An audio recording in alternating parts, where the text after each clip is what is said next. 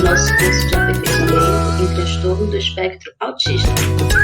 Na nossa aula de hoje, nós vamos falar especificamente dessas duas leis que são muito relevantes e demarcam aí o cenário de conquista, certo? De luta e de conquista da efetivação dos direitos das pessoas com deficiência e dos direitos também das pessoas com transtorno do espectro autista, certo? Que são as leis, né? No caso, a Lei Berenice Piana, que é a lei de número 12.764 de 2012, e a Lei Brasileira de Inclusão da Pessoa com Deficiência, que é a lei número 13.146 de 2015. Certo? Então, falando especificamente da Lei Berenice Piana, certo? O ano de 2012, ele demarca um marco muito relevante, certo? Um avanço no que concerne aos direitos da pessoa com autismo, certo, gente? Então, é aí através da luta dessa mulher, que está aí demonstrando na imagem dela, certo? A Berenice Piana é uma mulher militante, certo? E foi através dos seus esforços aí que ela conseguiu, então, com o apoio de senadores, de deputados, com que essa lei pudesse ser sancionada no nosso Congresso Nacional, certo, gente? Então, a Lei Berenice Piana, ela vem instituir a Política Nacional de Proteção dos Direitos da Pessoa com Transtorno do Espectro Autista, e foi a primeira a considerar o autista uma pessoa com deficiência, certo? Então, esse ponto é um ponto muito interessante da lei, certo? Porque como nós vamos ver mais lá na frente, a Lei Brasileira de Inclusão, ela vai considerar a inclusão de todas as pessoas com deficiência.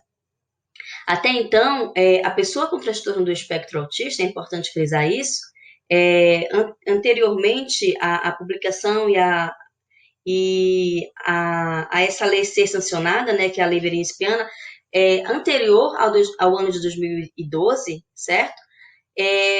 As pessoas com transtorno do espectro autista, elas ainda não eram consideradas pessoas com deficiência, ou seja, não havia ainda essa legalização de direitos que as pessoas com deficiência têm na sociedade, certo? O autista, pelo fato ainda de não ser considerado até então, né, uma pessoa com deficiência, e somente a partir da criação dessa lei, que é a Lei Berenice Piana, ele passa a ser considerado uma pessoa com deficiência, é a partir então da criação dessa lei que todos os direitos relativos a uma pessoa com deficiência também devem ser então efetivados e garantidos, certo? Às pessoas com transtorno do espectro autista. Então, esse é o marco, é o diferencial muito relevante dessa lei, que é a partir dela que a pessoa com transtorno do espectro autista passa, então, a ser considerada uma pessoa com deficiência, devendo todos os seus direitos serem resguardados e efetivados, materializados na prática, certo? Então, agora, nós vamos assistir a um vídeo, certo, de 6 minutinhos, aproximadamente, que vem falar sobre a criação da primeira clínica escola, certo? Também aí criada através dos esforços, né?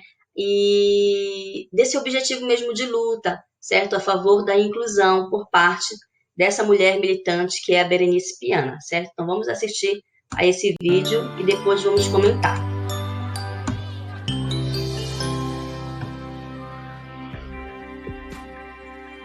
O autismo e a capacidade de transformar os pais em super pais. Imaginei quantas pessoas estariam sentindo o que eu sentia antes. Ou seja, ele é invisível, eu não percebo essa pessoa. E eu comecei a perceber essas pessoas a partir do meu filho.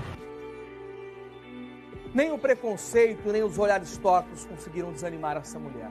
A mais de 1.000 quilômetros de Brasília e sem nunca ter concorrido a uma eleição, Dona Berenice fez centenas de viagens à capital e conseguiu convencer deputados, senadores e a presidência da República a sancionar a lei.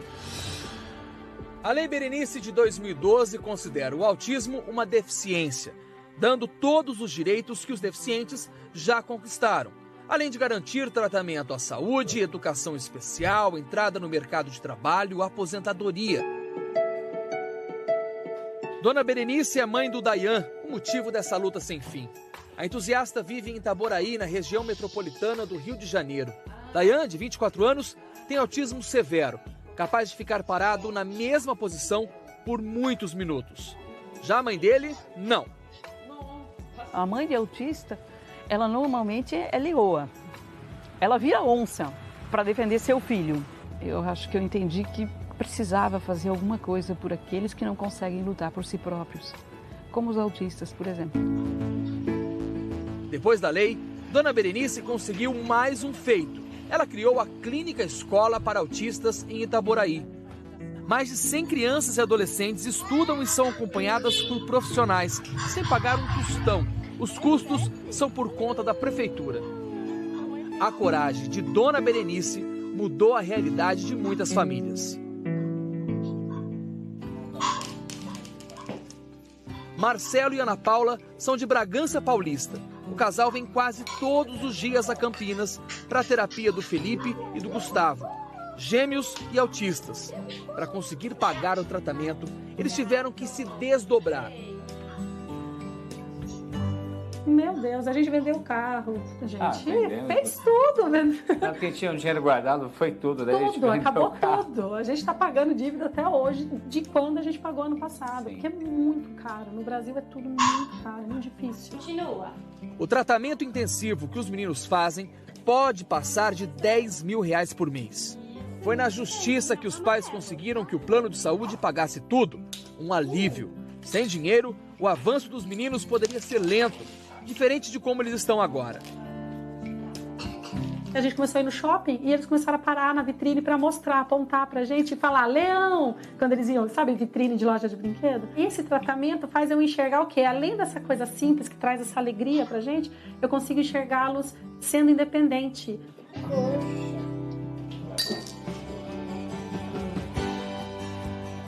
E o autismo inspira. Cláudia é outra mãe de gêmeos. Apenas o Daniel é autista. E ela também enxergou não só o seu filho, mas um Brasil repleto de filhos. Eu comecei a pensar no desespero que eu senti quando eu tive o diagnóstico e eu podia fornecer para o meu filho, mas e as pessoas que não têm, né? Que têm um diagnóstico e aí? Longe de grandes centros e dos tratamentos, Cláudia levou para Itaperuna especialistas. Primeiro para atender o Dani, e foi aí que ela teve a ideia de criar uma clínica na cidade.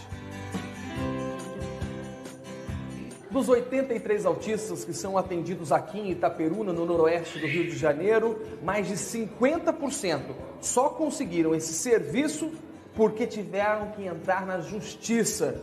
E aqui eles conseguem um tratamento especializado com médicos, terapeutas ocupacionais, fisioterapeutas, fonoaudiólogos. E se fosse para pagar, para tirar do bolso, muitos não teriam condição.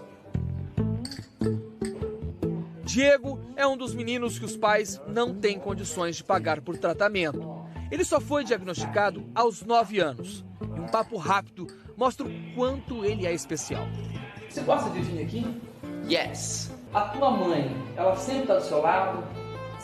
Yeah, always. Diego aprendeu a falar inglês. Na maior parte do dia, ele só fala assim, mesmo compreendendo português. Ter um tratamento só foi possível porque a mãe dele também apelou para a lei. É muito gratificante você olhar assim e falar, nossa, eu consegui o tratamento do meu filho. Ele vai ter uma esperança assim dele progredir. Não desistam, gente, porque a recompensa é maravilhosa. O sonho é grande, os passos já foram largos, mas nessa estrada incerta ainda falta muito. Falta política pública, falta conscientização, infelizmente falta conhecimento em todo o Brasil. Falta muito conhecimento em torno do autismo.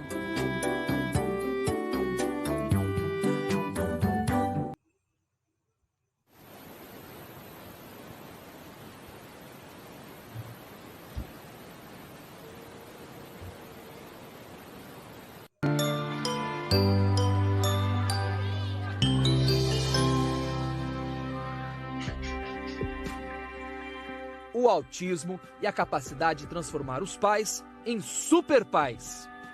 Imaginei quantas pessoas estariam sentindo o que eu sentia antes. Ou seja, ele é invisível, eu não percebo essa pessoa. E eu comecei a perceber essas pessoas a partir do meu filho. Nem o preconceito, nem os olhares tortos conseguiram desanimar essa mulher. A mais de 1.000 quilômetros de Brasília e sem nunca ter participado, concorrido a uma eleição, Dona Berenice fez Certo, gente? Então, como vocês puderam ver através desse vídeo, essa clínica, a primeira clínica escola que foi criada para atender as pessoas com transtorno do espectro autista, foi criada também através aí da nossa querida e militante Berenice Piana, a autora dessa lei Berenice Piana, certo? Essa clínica escola voltada para o atendimento aí às pessoas com transtorno do espectro autista, ela então funciona, certo, na cidade de Itaboraí, estado do Rio de Janeiro, e como vocês puderam também compreender no vídeo, ela promove, certo, o atendimento a essas pessoas, atendimento psicopedagógico, atendimento com terapeuta ocupacional, certo? Então, é uma clínica que vem fortalecer a inclusão também dessas pessoas na sociedade, certo? E ela funciona também de forma gratuita, né? Principalmente para aquelas famílias que não têm condições, muitas das vezes ali, de arcar com os custos de um atendimento na rede privada, certo? Atendimento particular. Então, pensando nessas famílias, pensando muitas das vezes no sofrimento dessas famílias, que às vezes não tem ali como arcar com esses gastos, com esses investimentos em saúde, em educação, certo? Então, ela também, a Berenice Piana, vem contribuir significativamente aí através da criação dessa primeira clínica escola, certo? Que com certeza vem servir de modelo e de referência, certo? Para que outras políticas públicas possam ser criadas e efetivadas a fim de garantir aí o direito das pessoas com transtorno do espectro autista na nossa sociedade, como é o caso do CEPEA, certo? Como nós estudamos também aqui nesse curso, nesse primeiro módulo, o CEPEA, que é o centro também especializado, voltado aí para o atendimento das pessoas com transtorno do espectro autista, aqui no nosso estado do Pará, ou seja, o primeiro centro que, com certeza, é um centro de referência aqui no nosso estado, certo, gente? E é muito importante, a fim de afirmar, né, essas políticas públicas e a fim de garantir a inclusão, o direito de acesso, certo? Acesso à saúde, acesso à educação, acesso ao seu desenvolvimento pleno, integral das pessoas com transtorno do espectro autista. Então, a lei Berenice Piana, ela vem assegurar o acesso a ações e serviços de saúde, incluindo o diagnóstico precoce, o atendimento multiprofissional, certo?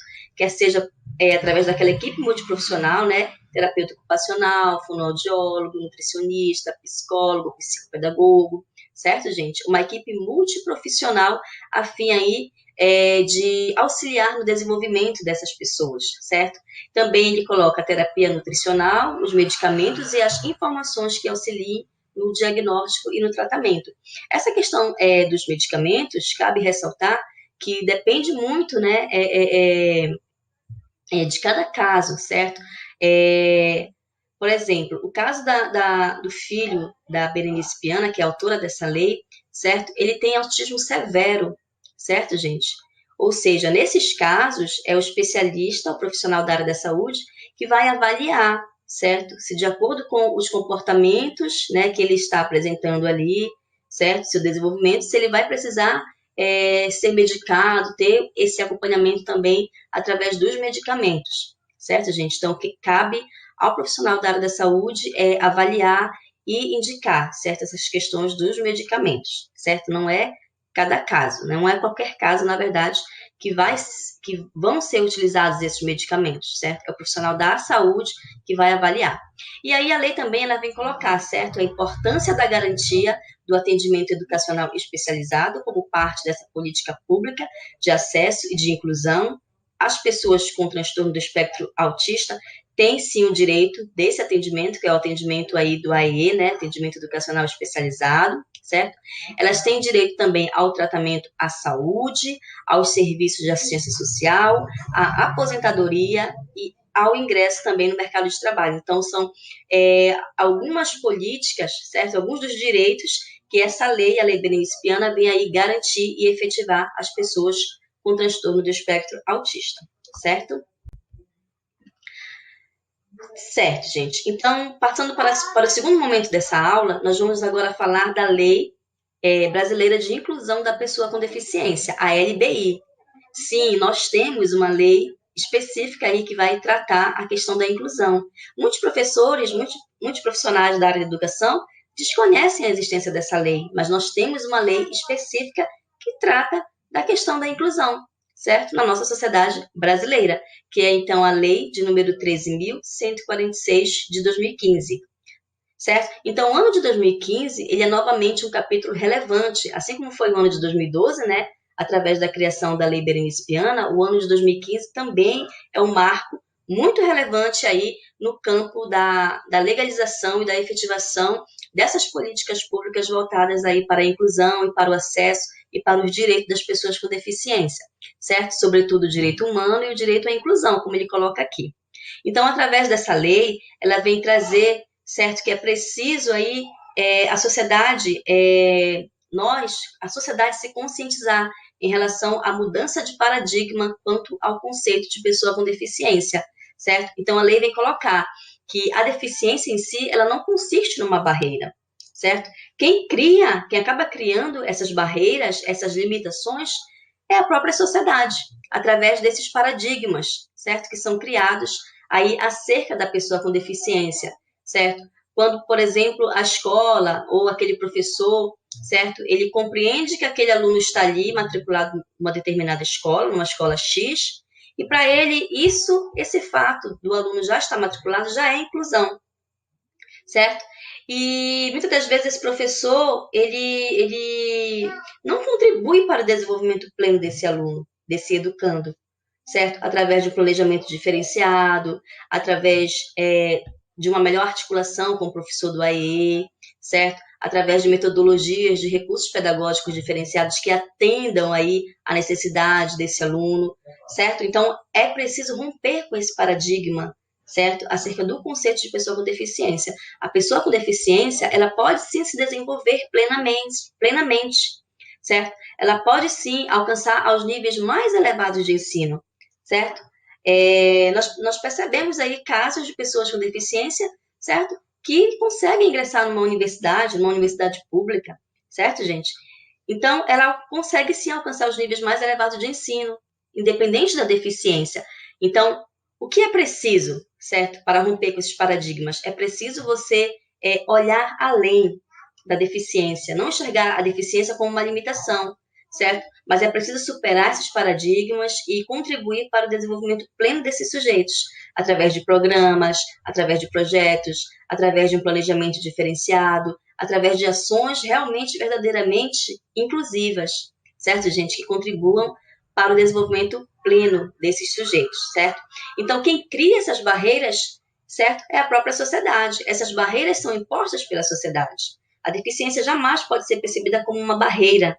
Ela só se torna uma barreira, a LBI vem colocar, quando a sociedade cria, certo, esses paradigmas, cria esses preconceitos e acaba limitando esse sujeito em decorrência da deficiência em si. Então, também tem a questão aí da falta de acessibilidade. Essas barreiras também vão ser geradas através da falta de acessibilidade, certo?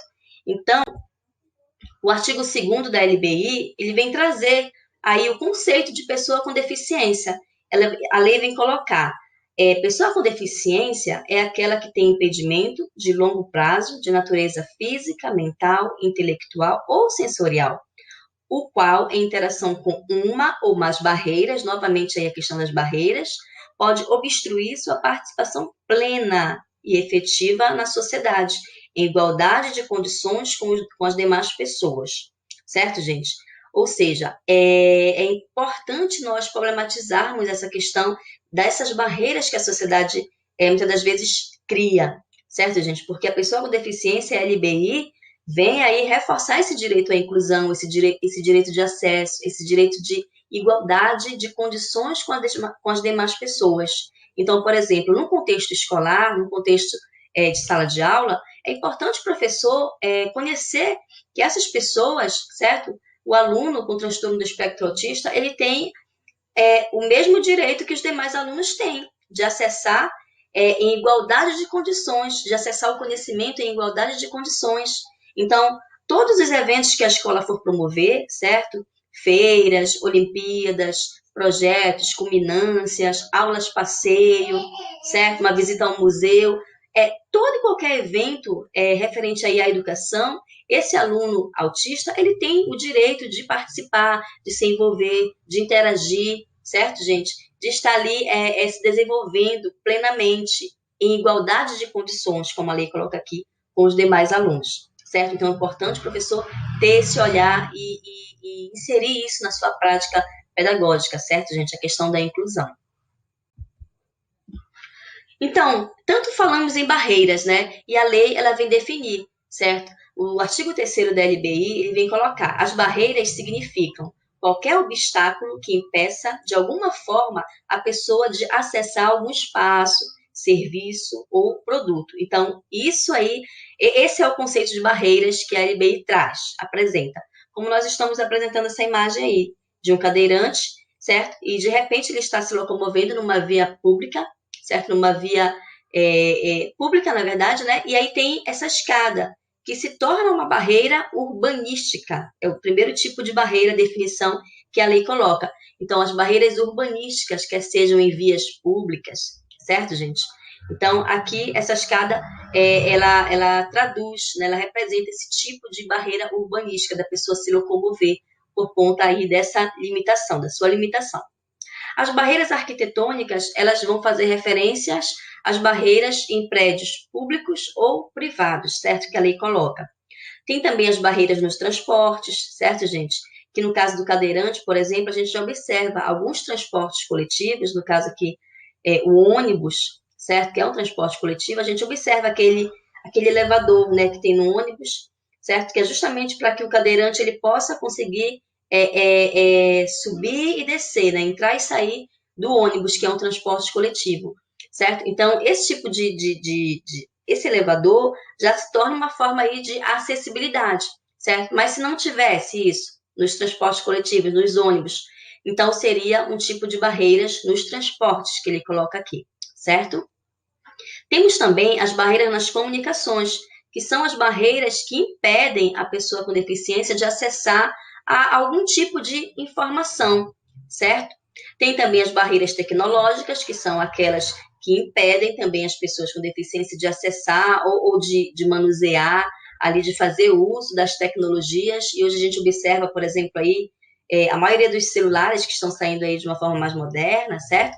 Eles têm muitos aplicativos, muitas formas aí de acessibilidade já, pensando, né, nas pessoas com deficiência, por exemplo, no deficiente visual, certo, gente? Então, na pessoa surda, certo? Então, tem vários aplicativos hoje aí tecnológicos que vêm promover esse acesso e essa inclusão dessas pessoas aí, certo? Na sociedade. E tem também as barreiras atitudinais, certo? E essas aqui é muito importante nós problematizarmos as barreiras atitudinais, que, ao meu ver, são as que mais preponderam na sociedade e são essas que vão aí, então, fortalecer essa questão dos paradigmas, certo? Que a sociedade precisa romper, superar com essa questão dos paradigmas. Então, as barreiras atitudinais estão muito relacionadas aí com essa questão dos paradigmas, que ainda é preciso nós problematizarmos, certo? Enquanto questão de enfrentamento, enquanto questão de superação mesmo desses paradigmas.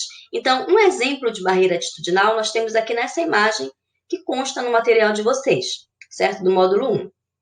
Então, vem lá um rapaz, né, querendo entregar o currículo na empresa, e ele fala, eu poderia falar com o seu chefe? E o outro que está atendendo do outro lado da mesa, ele coloca, o senhor está falando com o próprio, em que posso ser útil? Ou seja, esse sujeito que foi entregar o seu currículo, para ele, jamais ele imaginaria que o chefe da empresa pudesse ser esse senhor que estava atendendo ele, por conta, talvez, ali da deficiência, dele ser cadeirante, certo? Então, esse é um exemplo de barreira atitudinal, porque muitas das vezes a gente reduz a capacidade daquela pessoa, certo? As potencialidades, as habilidades que ela tem em decorrência da deficiência, certo? Então, Esse é um tipo de barreira atitudinal, é quando a sociedade pensa e cria esses paradigmas de que a pessoa com deficiência ela não pode se tornar um chefe de uma empresa porque ela é deficiente, porque ela é cadeirante, que ela não pode passar no vestibular, ingressar numa universidade pública por conta que ela é autista, certo? Que ela tem síndrome de Down, que ela é deficiente, que ela é cadeirante, certo? Então, essa é uma das maiores limitações hoje que a sociedade vai criando, de certa forma, esses paradigmas, né? De considerar a deficiência uma barreira e achar que por conta da deficiência a pessoa não vai conseguir aprender, não vai conseguir evoluir, não vai conseguir se desenvolver, certo? E alcançar os níveis mais elevados de ensino, se pensarmos pela perspectiva educacional, inclusiva, certo? Então, é preciso, sim, problematizarmos essas questões, certo, gente? Porque a deficiência ela jamais pode ser enxergada enquanto uma barreira, como nós colocamos. A barreira é a sociedade que cria esses paradigmas, esses preconceitos, certo? E acaba aí reduzindo a capacidade desse sujeito de se emancipar, de progredir, de avançar, de evoluir, certo? Quer seja no seu desenvolvimento físico, afetivo, certo, gente? A sua questão das inter-relações que esse sujeito vai apresentando na sociedade. Então, em todos os seus aspectos, físico, emocional, sensorial, cognitivo, esse sujeito tem sim a capacidade de se desenvolver, certo? De progredir, de avançar. Cabe à sociedade ter um outro olhar, uma outra postura, certo? Então, falta muita conscientização e muito conhecimento acerca do que né, do que são esses direitos aí, acerca da pessoa com deficiência e de uma sociedade verdadeiramente inclusiva, certo, gente? Então, essa foi a nossa aula de hoje, certo? Até a próxima, forte abraço a todos.